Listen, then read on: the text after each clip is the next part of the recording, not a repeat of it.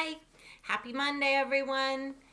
I'm going to read one of my favorite funny books called The Seven Silly Eaters, and it's by Marla Frazee.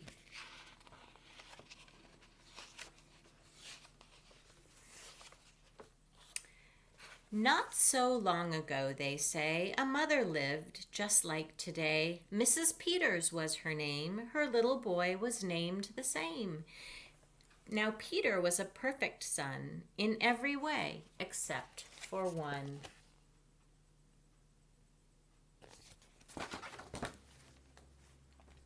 When Peter was just 1 year old, he did not like his milk served cold. He did not like his milk served hot. He liked it warm, and he would not drink it if he was not sure it was the proper temperature.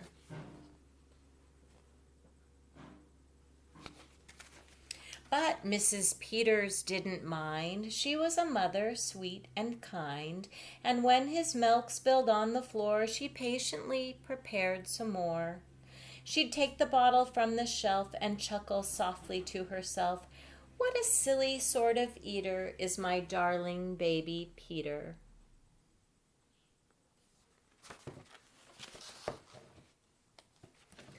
When Peter had not yet turned 2, another baby, sweet and new, was born. Dear Lucy, small and fair, with big blue eyes and curly hair.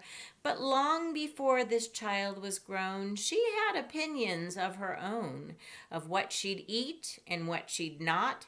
She hated milk, both cold and hot. And warm was worst of all. Instead, whenever Lucy dear was fed, she bellowed for pink lemonade, not from a can, oh no, homemade.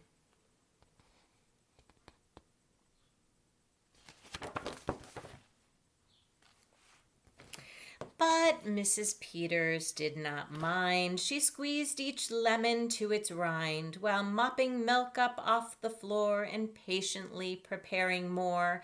She'd take the lemons from the shelf and giggle softly to herself. What a silly pair of eaters are Lucy dear and Peter Peters. There she is, squeezing the lemons. And there are Lucy and Peter.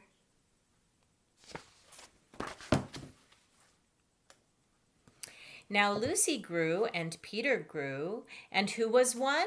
Why, little Jack, with eyes so brown and hair so black, a happy baby, never cross, but all he'd eat was applesauce. Peeling apples by the pound, Mrs. Peters faintly frowned. She'd take the apples from the shelf and murmur weakly to herself, "What a silly bunch of eaters are Lucy, Jack, and Peter Peters."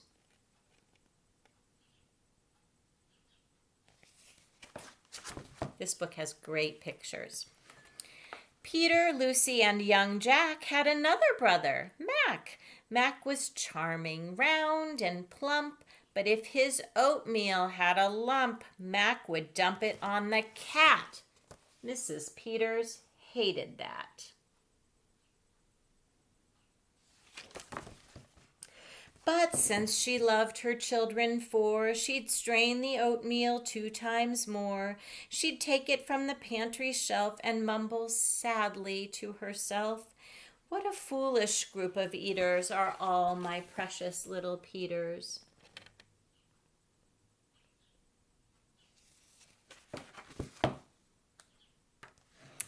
Before another year was through, who came along? Why, Mary Lou. She was a darling, sweet and bright, and had a healthy appetite. That is, as long as she was fed soft and squishy homemade bread. Poor Mrs. Peters got no rest, but she did her very best. She'd take the flour from the shelf and mutter feebly to herself, "What a fussy bunch of eaters are my lovely little Peters." All of them. I think you can see them all.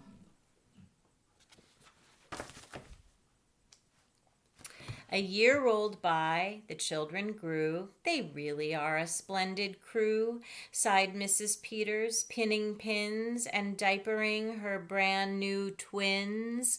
Little sisters, quick and smart, impossible to tell apart. But Flo liked poached eggs, Fran liked fried. If she mixed them up, they cried. Tired to the very bone, Mrs. Peters groaned a groan. She'd take the eggs down from the shelf and whisper weakly to herself, what persnickety young eaters are all my 7 little Peters. 7 kids, and they all only eat one thing. Do you see Dad coming in the door with a big bushel of apples?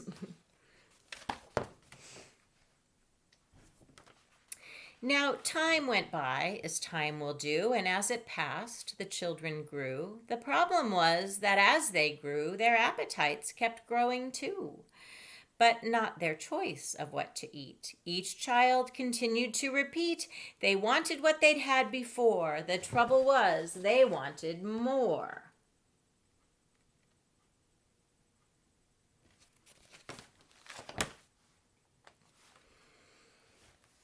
Creamy oatmeal, pots of it, homemade bread, and lots of it. Peeling apples by the peck, Mrs. Peters was a wreck.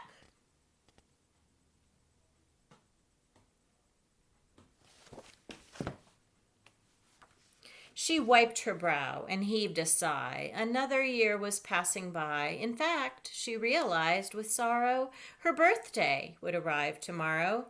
Drearily she shook her head and wearily went up to bed.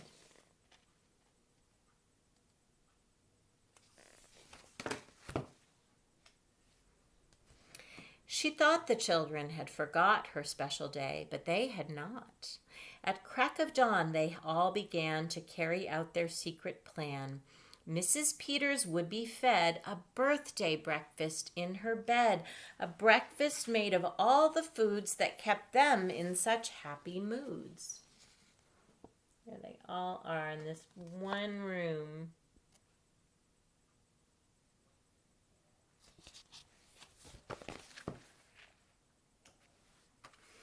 So while their weary mother slept, down the stairs the children crept, and from the cupboards and the shelves happily they helped themselves. Cheerfully they chopped and stirred, preparing what they each preferred. But despite the pains they took, since nobody knew how to cook, to measure things or make them hot, the more they tried, the worse it got.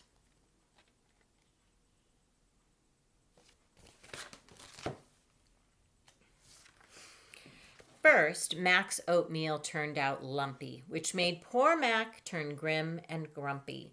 In fact, the lumps got him so cross he dumped them in Jack's applesauce. This bothered Jack so much he threw it in the dough of Mary Lou, who tossed the mishmash that made straight into Lucy's lemonade. And that put her in such a huff, she poured the icky, sticky stuff into the double frying pan that held the eggs of Flo and Fran, who hung the hodgepodge on the spot, who flung the hodgepodge on the spot into the milk in Peter's pot. There they go. They just can't do this, and they're dumping everything into the next person's thing. And now it's all ended up in Peter's milk pot. Uh-oh. But when they saw what they had done, they wished they never had begun. They'd hardly slept a wink that night, and still things hadn't turned out right. And even though they'd tried their best, it didn't work. They were depressed. They'd be in trouble, too, unless they found some place to hide the mess. The oven seemed the perfect spot. They all forgot it still was hot. They stuck the pot inside, and then they all went back to bed again.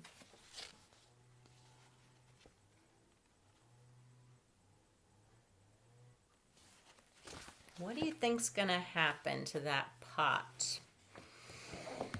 The clock struck 6, but on they slept. Meanwhile, their mother softly stepped down to the kitchen, smelled a smell. What could it be? She couldn't tell. It smelled so good, she sniffed some more and opened up the oven door. She woke the children with her cries. They all came running in surprise. And in the kitchen what they found was Mrs. Peters dancing around. And in the oven, no mistake, a pink and plump and perfect cake.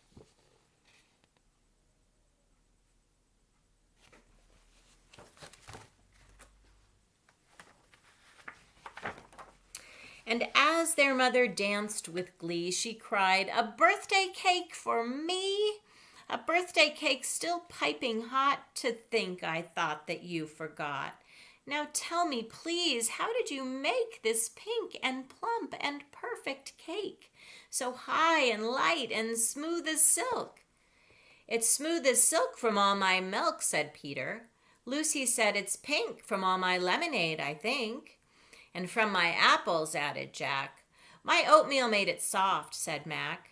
"My bread dough, too," said Mary Lou. Said Fran and Flo, "As for its size, it was our eggs that made it rise." Then everybody sniffed some more and danced around the kitchen floor. Here they all are dancing happily.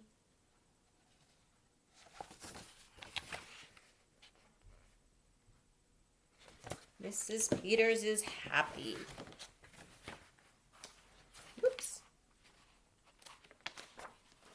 They put the cake upon a dish and lit the candles. "Make a wish," the children cried, "before you blow." And Mrs. Peters did just so. And what is more, her wish came true, as birthday wishes often do. They're having a picnic outside, eating the cake. Do you see the big pink cake? There it is. And from that day to this, 'tis said, the Peters family is all fed a single simple meal, just one, a meal that's good for everyone, a meal on which they all agree, made from their secret recipe. They all take turns in mixing it, they all take turns in fixing it. It's thick to beat and quick to bake. It's fine to eat and fun to make. They all are helping, I think.